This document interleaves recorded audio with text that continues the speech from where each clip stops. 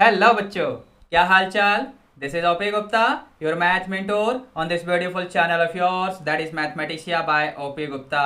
तो आज की क्लास में हम लोग मल्टीपल चॉइस क्वेश्चंस यानी एमसीक्यू टाइप का क्वेश्चन लेने वाले हैं for class 11th mathematics code 041। अब इस टेस्ट के टॉपिक्स क्या होने वाले हैं तो यहाँ पर आप देख सकते हैं chapter 1, chapter 2, chapter 3, chapter 4 delete है बच्चों, फिर चैप्टर 5, फिर चैप्टर 6, चैप्टर 7 एंड चैप्टर 8। ठीक है बच्चों, इस टेस्ट का पीडीएफ लिंक आपको इस वीडियो के डिस्क्रिप्शन बॉक्स में मिल जाएगा। मोर ओवर अगर आप लोग चाहें तो टेलीग्राम ग्रुप भी ज्वाइन कर सकते हैं, वहां पर आपको बहुत सारे टेस्ट और असाइनमेंट्स के लिंक्स में शेयर करता रहता हूं, पीडीएफ डॉक्यूमेंट शेयर करता रहता हूं। ठीक है बच्चों, अगर आप लोग अपनी प्रिपरेशन को बूस्ट देना चाहते हैं तो हमारी मैथ मिशन सीरीज की बुक परचेज कर सकते हैं which is available on Flipkart. ठीक है, इससे पहले कि हम आगे बढ़ें, सबसे पहले आप लोग इस चैनल को सब्सक्राइब करके बेल नोटिफिकेशन प्रेस कर लेना, इस वीडियो को लाइक करके अपने सभी क्लासमेट्स को भी शेयर कर देना। ठीक है बच्चों, चलते हैं आगे बढ़ते हैं। यहां पर कुछ इंस्ट्रक्शंस जैसा कि आप देख पा रहे हैं, this test is of maximum 45 marks. यहां पर टाइम ड्यूरेशन 1 आवर होने वाला है। All the questions in this paper that is from 1 to 45 will carry 1 mark each। आपको सिर्फ करेक्ट ऑप्शन सेलेक्ट करना होगा in each of the questions. तो चलते हैं बच्चों, क्वेश्चन 1 से अपने टेस्ट का डिस्कशन स्टार्ट करते हैं। जैसा कि यहां पर आप देख पा रहे होंगे बच्चों, इस क्वेश्चन में हमें इस फंक्शन का डोमेन निकालना है। ध्यान से देखना, डिनोमिनेटर का केस है और स्क्वायर रूट भी लगा हुआ है। डिनोमिनेटर की वजह से डिनोमिनेटर का कोई भी कंटेंट कभी जीरो नहीं होना चाहिए, स्क्वायर रूट के अंदर नेगेटिव नंबर भी नहीं आना चाहिए। दोनों कंडीशन को ध्यान रखते हुए अगर हम यहां पर ये कंक्लूड कर दें कि अंडर रूट के अंदर जो भी चीज तुम्हें दिख रही है ना, it must be greater than 0। तो देखो जरा आपको समझ में आया या नहीं। ठीक है बच्चों, अब जरा इसके फैक्टर बना लेते हैं, x माइनस 6 और ये बनेगा x प्लस 1। अब ये ग्रेटर देन 0 वाली कंडीशन पे फोकस रखना, क्योंकि यहां से क्रिटिकल पॉइंट अगर आप निकालेंगे तो दोनों फैक्टर को अगर आप 0 के इक्वल रखेंगे तो ये आपको -1 देगा और ये आपको 6 देगा। तो इस तरीके से आपका नंबर लाइन 3 हिस्सों में डिवाइड हो जाएगा, 3 डिफरेंट इंटरवल्स में। इस इंटरवल में से अगर मैं x की कोई भी रैंडम वैल्यू ले लूं, फॉर एग्जांपल 6.1, मैंने 7 ले लिया है फिलहाल, आप कोई भी नंबर ले सकते हो। मैं 7 को यहां पर डाल के देखूंगा तो ये ब्रैकेट मुझे पॉजिटिव वैल्यू देगा, यहां पर डाल के देखूंगा तो ये ब्रैकेट भी मुझे पॉजिटिव वैल्यू देगा। दोनों पॉजिटिव्स को मल्टीप्लाई करेंगे तो हमें ग्रेटर देन 0 वाली कंडीशन सेटिस्फाई होते हुए दिखेगी, मतलब यहां पर काम चल जाएगा इस इंटरवल में से। अगर यहां से मैं x की जगह कोई रैंडम वैल्यू ले लूं, फॉर एग्जांपल 0, तो 0 को फर्स्ट ब्रैकेट में डालोगे तो आपको नेगेटिव मिलेगा, सेकंड ब्रैकेट में डालोगे तो आपको पॉजिटिव मिलेगा।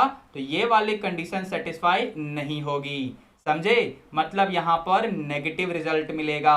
अगर इस इंटरवल में से मैं कोई रैंडम वैल्यू ले लूं, फॉर एग्जांपल -2, तो फर्स्ट ब्रैकेट आपको देगा नेगेटिव, सेकंड ब्रैकेट भी आपको नेगेटिव देगा, नेगेटिव इंटू नेगेटिव को करोगे तो पॉजिटिव ही मिलेगा, मतलब यहां पर भी गिवन कंडीशन सेटिस्फाई हो जाएगी, यानी यहां पर पॉजिटिव आउटपुट मिलेगा। तो हमारे पास कौन सा इंटरवल बनेगा बच्चों, बेसिकली हमारे पास यहां पर x के लिए जो इंटरवल आएगा ना, दैट विल बी -∞ से -1, लेकिन हम -1 नहीं ले सकते, यूनियन फिर 6 से इंफिनिटी, लेकिन हम 6 भी नहीं ले सकते। अब ऐसा हमारे किसी भी ऑप्शन में तो लिखा हुआ नहीं है, इसका मतलब मुझे यहां पर थोड़ा सा मॉडिफाई करना पड़ेगा इसको। इस इंटरवल को हम लोग ऐसे भी लिख सकते हैं। एक बार ध्यान से देखो मैं क्या लिख रहा हूं, सभी रियल नंबर में से अगर आप -1 और 6 के बीच के सभी नंबर्स हटा दो, पूरे रियल नंबर में से इस इंटरवल के नंबर्स को हटा दें, तो हमें वही चीजें मिल जाएंगी जो मैंने यहां पर लिखा हुआ है, समझे। इसका मतलब यहां पर कौन से वाला ऑप्शन सही होगा बच्चों, यहां पर ऑप्शन बी को आप चेक करिए, क्वेश्चन नंबर 1 का ऑप्शन बी बिल्कुल ठीक हो गया बच्चों। ठीक है, आगे चलते हैं क्वेश्चन 2 की तरफ। ये रहा क्वेश्चन नंबर 2। इसमें क्या है, यहां पर एक इनइक्वेशन का क्वेश्चन है, यानी चैप्टर 6 में से आपको क्वेश्चन दिया गया है, इसे सॉल्व करके हमें बताना है x किस इंटरवल से बिलोंग करेगा। चलिए सॉल्यूशन स्टार्ट करते हैं। सबसे पहले यहां पर न्यूमरेटर को अगर मैं सिंप्लीफाई कर लूं, it will be 3x minus 6। एक बार देखो ध्यान से, नीचे आपका 5 तो पहले से ही है, यहां पर ये हो जाएगा 5 2 10 माइनस 5x अपॉन में 3। ठीक है, दोनों ही तरफ 15 से मल्टीप्लाई कर दो। अब क्योंकि 15 पॉजिटिव नंबर है ना, तो इनइक्वालिटी पे कोई फर्क नहीं पड़ेगा। 5 3 जा, समझे, यानी यहां पर 3 आएगा, ये ब्रैकेट में आपका जो भी है वो एज इट इज रहेगा। 3 5 जा मतलब 5 इंटू 10 माइनस 5x, इसको लिख लेंगे हम। 3 को अंदर भेजते हैं जरा, ये बनेगा 9x माइनस 18। ठीक है बच्चों, यहां पर 5 को अंदर भेजते हैं, यानी ये बनेगा 50 माइनस 25x। एक बार चेक करो मेरी बात समझ आई कि नहीं। ठीक है, 25 को इधर लेकर आओ यानी LHS में, या आप चाहो तो दोनों तरफ प्लस 25x कर दो। चलो जैसा मन करे वैसा कर लो। मैं यहां पर दो काम एक साथ करूंगा, 25x प्लस 18।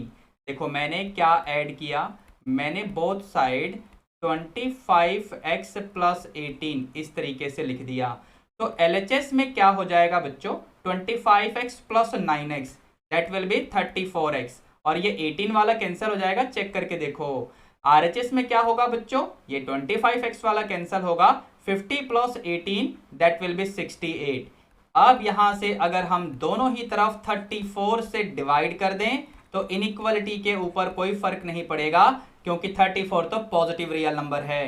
ठीक है, तो यहां अब ये बन जाएगा x ग्रेटर देन और इक्वल टू 2, यानी हम इसको ऐसे भी डिक्लेयर कर सकते हैं, लेकिन हमारे ऑप्शंस में ऐसा नहीं है, तो मुझे इसे इंटरवल की फॉर्म में लिखना पड़ेगा। यानी देखो इस तरीके से आपका आंसर आ जाएगा। ये चीज अब कौन से ऑप्शन में लिखा हुआ आपको दिख रहा है बच्चों, this is written in option B. आप चेक करिए क्वेश्चन 2 का ऑप्शन बी यहां पर ठीक हो जाएगा बच्चों। ठीक है, आगे चलते हैं, क्वेश्चन 3 को देखते हैं। क्वेश्चन 3 बेसिकली कॉम्प्लेक्स नंबर के ऊपर है। यहां पर ये कॉम्प्लेक्स नंबर यानी z दिया हुआ है, इसका हमें रियल पार्ट बताना है। चलो इसे सिंप्लीफाई करना पड़ेगा, यानी z की वैल्यू है 3 माइनस 4 आएटा, डिनोमिनेटर में है 1 प्लस आएटा। मैं यहां पर रेशनलाइज कर रहा हूं, यानी 1 माइनस आएटा से मल्टीप्लाई डिवाइड कर दिया मैंने। न्यूमरेटर में 3 1 जा 3 माइनस 3 आएटा आएगा, फिर माइनस 4 आएटा, फिर प्लस 4 आएटा स्क्वायर। आएटा स्क्वायर की वैल्यू -1 होती है, ध्यान रखना, इसे हम लोग अगले स्टेप में यूज कर लेंगे। डिनोमिनेटर में a plus B a minus B, यानी a square minus B square. ठीक है बच्चों, अब यहां पर ये देखो 4 इंटू आइटा स्क्वायर यानी -4 बनेगा, 3 पहले से ही है, 3 माइनस 4 यानी -1, -7 आइटा और नीचे 1 माइनस ऑफ -1, यानी ये बन जाएगा -1/2 -7/2 आइटा। अब इसका रियल पार्ट क्या होने वाला है बच्चों, real part is -1/2, -1/2 is given in option D of question 3। आप चेक करिए, आपके पास आंसर आ चुका है क्वेश्चन 3 का। ठीक है जी, आगे चलें, क्वेश्चन 4 में देखते हैं, इसमें क्या बोला हुआ है बच्चों। यहां पर हमें एक सेट दे रखा है, x such that x is a 2 digit number so that the sum of its digits is 1। देखो 2 डिजिट का नंबर तो यहां से स्टार्ट होता है ना, इस तरीके से 2 डिजिट के नंबर आते हैं और ये चलते रहते हैं 99 तक। अब इनमें से ऐसा कौन सा नंबर है जिसके डिजिट्स का सम 1 है, एक बार चेक करके देखो, इकलौता यही मिलेगा आपको, इकलौता यही मिलेगा जिसके डिजिट्स का सम 1 आएगा। बाकी सब में डिजिट्स को अगर ऐड करोगे ना तो 1 के अलावा कोई दूसरा नंबर ही मिलेगा। ठीक है ना, यानी यहां पर अगर मैं x की वैल्यू लिखूं, सो x should be that 2 digit number जिसके डिजिट्स का सम 1 होना चाहिए। सो वो 2 डिजिट का नंबर ये रहा। अब ये आंसर कौन से ऑप्शन में दिया हुआ है हमें, तो ऑप्शन सी को आप चेक करिए, क्वेश्चन 4 का ऑप्शन सी बिल्कुल ठीक हो जाएगा बच्चों। ठीक है, आगे बढ़ते हैं, क्वेश्चन 5 में देखते हैं इसमें क्या बोला हुआ है। हमारे पास ये कंडीशन गिवन है, तो x कौन से इंटरवल से बिलोंग करेगा। देखो अगर मॉड x ग्रेटर देन और इक्वल टू 3 है, इसका सीधा सा मतलब ये हुआ, अगर मैं नंबर लाइन की हेल्प से आपको समझाऊं, यहां पर -3 और यहां पर 3। अब अगर मॉड x 3 के इक्वल है तो x को 3 और -3 के इक्वल होना पड़ेगा, लेकिन मॉड x ग्रेटर देन 3 भी बोल रहा है, इसका मतलब या तो इधर चलो या फिर इधर चलो। दैट मीन्स x की वैल्यू -3 से छोटी या इक्वल होगी, या फिर x की वैल्यू 3 से बड़ी या फिर इक्वल होगी। इसको इंटरवल की फॉर्म में कैसे लिखेंगे, we will write x belongs to -∞ से -3 यूनियन 3 से इंफिनिटी। ठीक है बच्चों, अब ऐसा कौन से ऑप्शन में है -∞ से -3 और 3 से इंफिनिटी, इन दोनों का union. Option D of question 5 is absolutely correct. ठीक है जी, आगे बढ़ें, क्वेश्चन 6 को देखते हैं। क्वेश्चन 6 में क्या है बच्चों, यहां पर हमें एक सेट दे रखा है और ये कैसा सेट है, ऑप्शन को देखो यहां पर और इसका आंसर करो। ध्यान से देखना, सेट ए में नंबर ऑफ एलिमेंट्स कितने हैं। सेट ए में काउंटिंग ऑफ एलिमेंट करोगे ना तो सिंगल एलिमेंट है बेसिकली, और किसी भी सेट में अगर एक ही एलिमेंट होता है तो वो सेट सिंगलटन सेट होता है। ध्यान से सुनना बच्चों, एक छोटा सा एक्सप्लेनेशन दे रहा हूं। यहां पर इस सेट में एलिमेंट की वैल्यू क्या है, एलिमेंट की वैल्यू 0 है, बट इस एलिमेंट की काउंटिंग करोगे ना, यानी सेट ए में कितने एलिमेंट्स हैं ये देखोगे तो आपको एक ही एलिमेंट मिलेगा। तो आपको एलिमेंट की वैल्यू नहीं देखनी है, एलिमेंट्स की काउंटिंग देखनी है। So number of element in set A is 1, therefore यहां पर सेट ए सिंगलटन सेट होगा। दैट मींस यहां पर ऑप्शन सी सही हो जाएगा क्वेश्चन 6 के लिए। छोटा सा कंसेप्चुअल क्वेश्चन था ये। आगे बढ़ते हैं, क्वेश्चन नंबर 7 में क्या है, यहां पर सेट ए दिया हुआ है, सेट बी दिया हुआ है, तो नंबर ऑफ फंक्शंस पूछे हैं जो कि सेट ए से सेट बी में डिफाइंड हो। यानी यहां पर यह बोला हुआ है कि अगर कोई फंक्शन f है जो कि a से b में डिफाइंड है तो यहां पर टोटल कितने फंक्शंस बन सकते हैं। सबसे पहले ये देखो कि सेट a में कितने एलिमेंट हैं, यहां पर काउंट करके देखो, फिर सेट b के एलिमेंट भी देख लेना। तो सेट a में 4 एलिमेंट हैं और सेट b में हमें कितने एलिमेंट्स मिल रहे हैं, 3 एलिमेंट्स। तो यहां पर टोटल नंबर ऑफ फंक्शंस जो कि a से b में डिफाइंड होंगे वो कितने बनेंगे बच्चों, number of functions will be 3 to the power 4, that means 81। that means option B आप चेक करिए, क्वेश्चन 7 का ऑप्शन बी बिल्कुल ठीक हो गया है बच्चों। ठीक है ना, फॉर्मूला क्या लगा यहां पर स्क्रीन पे देखो, मैंने आपके लिए लिख दिया है। ठीक है बच्चों, आगे बढ़ते हैं क्वेश्चन 8 की तरफ। ये रहा क्वेश्चन 8। यहां पर हमें जो फंक्शन दे रखा है ना वो ग्रेटेस्ट इंटीजर फंक्शन है, यहां पर आप पढ़ सकते हैं। ये रहा आपका फंक्शन fx, आपको इसका रेंज बताना है। एक सिंपल सी कहानी है, इसका आंसर स्ट्रेट फॉरवर्ड आप दे सकते हो। ग्रेटेस्ट इंटीजर फंक्शन हमेशा आउटपुट में, यानी हमेशा इसका रेंज जो होगा वो इंटीग्रल वैल्यू ही देगा, यानी ग्रेटेस्ट इंटीजर फंक्शन आउटपुट में हमेशा एक इंटीजर देता है। तो ऐसा मुझे ऑप्शन डी में दिख रहा है, यानी क्वेश्चन 8 का ऑप्शन डी सही हो जाएगा बच्चों। ठीक है ना, आगे बढ़ें, क्वेश्चन 9 की तरफ चलते हैं। क्वेश्चन 9 में एक सेट x दे रखा है, सेट y दे रखा है, आपको x माइनस वाई बताना है। x माइनस वाई का मतलब हमें सेट x के वो एलिमेंट लिखने हैं जो कि सेट y में प्रेजेंट ना हो। तो सेट x में 2 है, y में नहीं है तो लिख दो। सेट x में 4 है, y में नहीं है तो लिख दो। यहां पर सेट x में 6 है और वो y में भी है तो उसे नहीं लिखेंगे। बस आपका आंसर आ चुका है, option A of question 9 will be absolutely correct. ठीक है, आगे बढ़ें, क्वेश्चन 10 की तरफ चलते हैं। ये रहा क्वेश्चन नंबर 10। ये ट्रिग्नोमेट्री का मैंने क्वेश्चन दे दिया आपके लिए, कोसिकेंट ऑफ -14 10 डिग्री, इसकी वैल्यू निकालनी है। देखो यहां पर जो एंगल आपको दिख रहा है ना, अगर मैं इसे ऐसे लिखूं, अगर मैं इसे ऐसे लिखूं तो कोई प्रॉब्लम तो नहीं है किसी को। ठीक है ना, -8 पाई, -8 का मतलब ये हुआ हम यहां पर कहीं आएंगे।